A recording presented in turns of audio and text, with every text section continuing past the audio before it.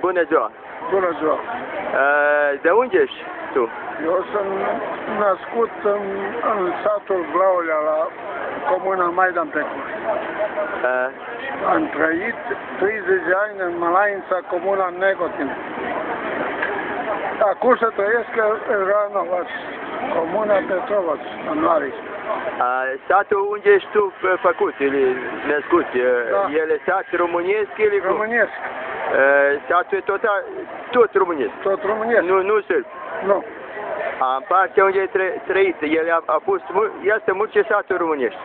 Păi acum, tot românesc. Tot românesc. În ce sat zicești că trăiești acum? Ranovac. Cum e satul la Ranovac? Ranovac, ai bătrâni vorbesc românește, dar copiii cam sârbește. Mai mult, da? Mai mult. N-ați limba merior să pierde, a? Să pierde, dar și la satul meu, unde sunt născut, cam mai ține el tot așa, tot sârbește.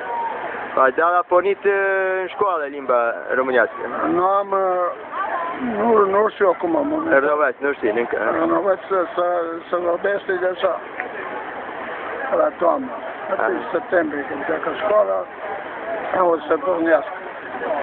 Să nu se piardă limba românească, a? Da. Hai, cu sănătate! Sănătate!